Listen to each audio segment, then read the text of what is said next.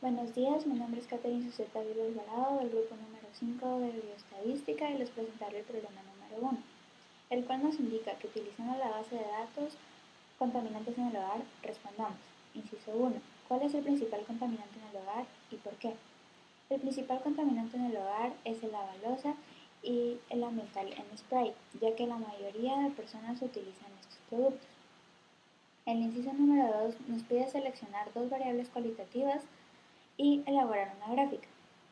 Las variables cualitativas a utilizar son signos o síntomas presentados en los últimos 6 meses y ambientales en spray. La gráfica a utilizar será la de barras segmentadas, donde se presentan los datos de los signos o síntomas presentados en los últimos 6 meses y si se utiliza o no ambientales en spray. El inciso número 3 nos pide interpretar la información presentada, la cual es: los signos y síntomas más comunes en los estudiantes universitarios que utilizan ambientales en spray son los dolores de cabeza, mientras que los signos y síntomas que ocurren en menor cantidad sin verse gravemente afectados por el uso de ambientales en spray son el dolor de cabeza y tos seca combinados. En el inciso número 4 nos pide elaborar una tabla de asociación y presentar un ejemplo de proporción. El ejemplo de proporción nos dice que la proporción de estudiantes de primer año que presentan irritación en ojos, nariz o garganta en los últimos 6 meses y han utilizado ambientales en spray. Dicha cantidad es de 8, por lo que esta cantidad se divide dentro de la cantidad de estudiantes totales, que es 42, dándonos una proporción de 0.19. La interpretación de esto sería que la proporción de estudiantes de primer año que presentan irritación en ojos, garganta o nariz en los últimos 6 meses y han utilizado ambientales en spray es de 0.19. Mi nombre es Brian Eduardo Pacheco Méndez, carnet 2019-03-209.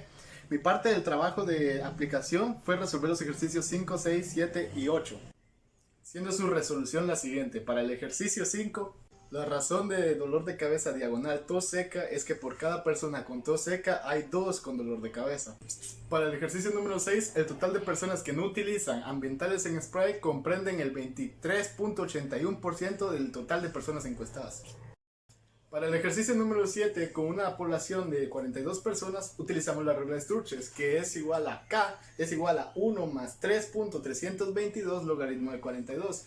Esto nos da el resultado de 6.39, que se aproxima al 7. Aquí no se aplican las reglas de aproximación, siempre se aproxima al superior. ¿Qué tal, ingeniero? Mi nombre es Josué David Dioc, con el número de carnet 2020-00411.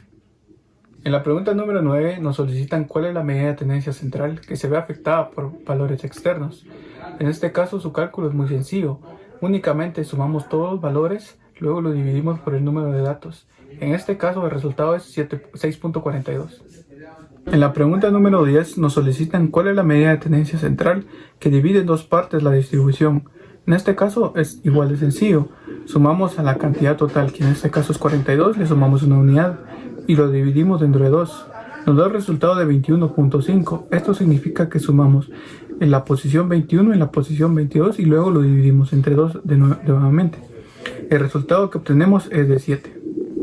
En la pregunta número 11 nos solicitan cuál es el valor que más se repite. Para calcular este valor únicamente tenemos que buscar en toda la distribución el valor que aparece con más frecuencia. En la pregunta número 12 nos solicitan la variabilidad en datos originales. Para calcular esto es un proceso un poco más largo. Primero tenemos que restarle a cada dato de la distribución la media aritmética, elevarla al cuadrado y sumar así sucesivamente cada uno de los datos. Luego obtenemos el resultado y le sacamos una raíz cuadrada y el resultado nos da 4.34.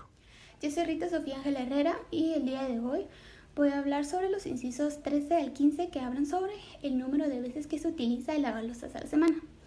En el inciso 13 se nos pidió encontrar la variación relativa, también conocida como el coeficiente de variación, el cual se encuentra al momento de dividir la desviación estándar, que en nuestro caso fue 2.15, dividido la media aritmética, que en nuestro caso fue 6.64. Esto se multiplica dentro de 100, lo cual nos dio como resultado 32.38%. En el inciso 14 se nos pidió encontrar el percentil número 40. Este se encuentra al momento de sumar 42 más 1 multiplicado por 40 y esto se divide dentro de 100. Esto como resultado nos dio 17.2. Este lo buscamos en nuestros datos ordenados, el cual nos dio el valor número 7, el cual indica el porcentil 40. Luego en el inciso 15 se nos pidió elaborar un histograma y su dicha interpretación. En el histograma podemos observar que en la primera columna 13 personas son las que utilizan el lavalosas de 1 a 4 veces a la semana. En la segunda columna esta nos indica que 20 personas son las que utilizan el lavalosas de 5 a 7 veces a la semana. Luego en la tercera columna podemos observar que 5 personas utilizan el lavalosas de 8 a 10 veces. Luego observamos que ninguna persona utiliza el lavalosas de 11 a 13 veces a la semana. Luego en la siguiente columna observamos que únicamente 2 personas utilizan el lavalosas de 14 a 16 veces a la semana. Al igual que en la siguiente y última columna podemos observar que también 2 personas utilizan el lavalosas de 17 a 19 veces a la semana. Mi nombre es Gilberto Agustín González Luna, carnet 2020-04467. Problema 2, inciso 16.